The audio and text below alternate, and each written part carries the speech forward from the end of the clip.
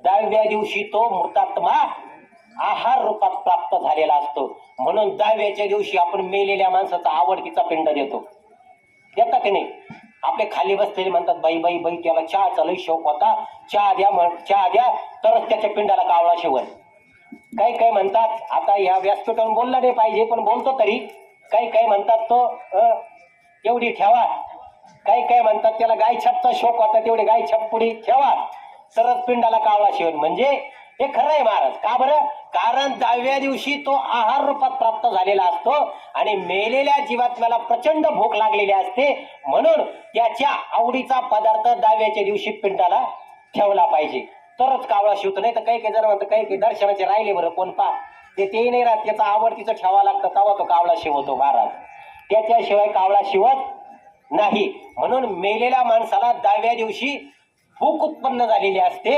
म्हणून त्या 10व्याच्या दिवशी आवडीचा पिंड ठेवायचा. बरोबर बरं.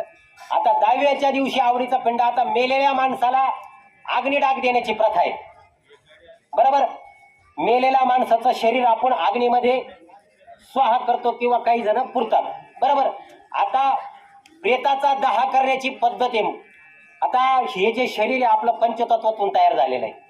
बरोबर. महाराज पृथ्वी जल अग्नी वायू आकाश, पृथ्वी जल अग्नी वायू आकाश. अग्नी हा देवाने पृथ्वीवर पाठवलेला देव आहे महाराज, देवदूत आहे. म्हणून मेल्यानंतर हे शरीर अग्नीच्या हवाली करावं. बरोबर. अग्नीच्या हवाली. अंत्येष्टी हा पितृयज्ञ आहे म्हणून आपण अग्नीच्या हवाली शरीर करतो. बरं. त्याच्यानंतर मुंडन ही क्रिया आहे. 10व्याच्या दिवशी आपण हे केस काढतो महाराज. आता काही हिरो असतात काढीत नाही केस महाराज. हा बाई बाई बाई आपला तिरेनाम कट झाला, आपल्याला काही केस काढायचे नाही. एकदम चुकीचं महाराज. हे केस हे काय असतात? हे जे केस आहे ना याच्यामध्ये काम नावाचा विकार असतो. कारण हे जे आपल्याला सुतक पडल्यानंतर त्या सुतकामध्ये आपल्याला ब्रह्मचर्याचं पालन करावं लागतं. म्हणून कामाचं वास्तव्य हे केसामध्ये असतं. म्हणून हे केस खोरं केले पाहिजे, मुंडन केलं पाहिजे. आपण करत नाही महाराज, हे केलंच पाहिजे महाराज. बरं.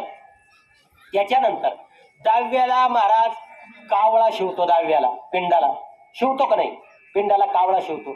आता माता माऊलीनं मला सांगा बरं, तुम्ही कधी ऑब्झर्वेशन केलंय का तुम्ही? आपण काही नाही पिंडाला कावळा शिवला.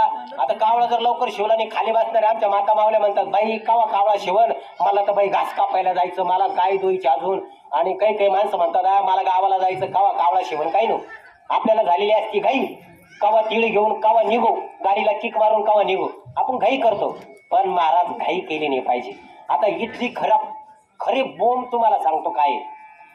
10व्याला मेलेल्या माणसाच्या पिंडाला, कोणत्या पिंडाला 3 प्रकारचे पिंड करतात ब्राह्मण देवता.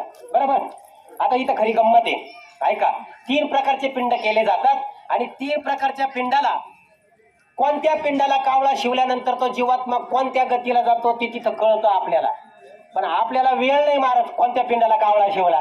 आपण कावळा शिवला नातेवाईक, पण आता जर कावळा जर शिवायला जर उशीर जर झाला ना घरचे सुद्धा काय म्हणत्या, लवकर कावळा शिवना, लोक मला नाव ठेवतील, आई बापाची सेवा केली का नाही, काही होती आपल्याला. आणि पाहुणे रावळे म्हणतात आता काय लवकर कावळा शिवाना, मला तर ह्यो कार्यक्रम करून मला पुढच्या कार्यक्रमाला जायचं, घाई होती आपल्याला जायची. पण महाराज तिथं 10व्याला बसल्यानंतर आता मी सांगतो, सर्जेराव महाराजांनी सांगितलं ना, आता इथून पुढे ज्याच्या 10व्यात जायचं तिथं लक्ष फक्त पाहायचं, सांगायचं नाही त्याला कोणत्या याला शिवला, नाहीतर महाराज गडबड होईल. आता ऐका. ब्राह्मण देवता 3 प्रकारची पिंड करतात. किती करते का नाही? 3 प्रकारचे पिंड करतात. पूर्व, पश्चिम आणि दक्षिण. पिंड केल्यानंतर ते रोट केले जातात, त्याला मध लावला जातो, त्याच्यानंतर ते तांदूळ शिजवल्या जातात, त्याच्यात सगळ्या गोष्टी ते टाकल्या जातात आणि मडक्यावर 3 प्रकारचे 3 पिंड ठेवतात, त्याला झेंडे लावले जातात. एक 3 प्रकारचा पिंड असतो असा, पूर्व, पश्चिम आणि दक्षिण. बरोबर. आता ते पिंड ठेवल्या जातात आणि आपण पिंड लांब ठेवल्यानंतर वाट पाहतो आता कावळ्याचा काका स्पर्श केव्हा होईल. आता या पूर्व, पश्चिम आणि दक्षिण बाजूच्या कोणत्या पिंडाला येऊन पाहिजे प्रथम कावळा शिवतो हे आपण पाहायचं. त्याच्याहून कळतं जो माणूस मेला ना तो कोणत्या गतीला जातो. आता प्रथम जर बाजूच्या पिंडाला जर कावळ्याने प्रथम स्पर्श केला आणि पूर्व बाजूचा जर पिंड जर कावळ्याने जर प्रथम जर खाल्ला तर त्याची सरली येरझार झाला सफल व्यापार. पूर्व बाजूचा पिंड कावळ्याने जर खाल्ला त्याची सरली येरझार झाला सफल व्यापार. म्हणजे त्याचा आता येरझार सरली, त्याचा व्यापार सफल झाला. पश्चिम बाजूचा जर पिंड जर कावळ्याने त्या ठिकाणी जर शिवला, पश्चिम बाजूचा, उत्तमची गती तो एक पावेल, उत्तम भोगील जीवखानी. आला लक्षात? पश्चिम बाजूचा पिंड कावळ्याने जर शिवला तो उत्तम गतीला जातो, पण दक्षिण बाजूचा जर पिंड कावळ्याने जर शिवला, हरी विन जन्म नरक पै जाना, यमाचा पाहुणा प्राणी होय. कुठं जातो तो? नरकात जातो, नरकात. यमाचा पाहुणा दक्षिण बाजूचा पिंड. म्हणून कावळा कोणत्या पिंडाला शिवतोय आपण पाहायचं. पूर्व बाजूचा शिवला चांगला, त्याचं पुन्हा पुन्हा येरझार सरून जाते. आणि दक्षिण बाजूचा तर उत्तमची गती तो एक पावन, उत्तम भोगील जीव खाणे. म्हणजे मेल्यानंतर तो उत्तम पुढचं आयुष्य उत्तम भोगतो. म्हणून आपण कोणत्या पिंडाला कावळा शिवला हे बघितलं पाहिजे.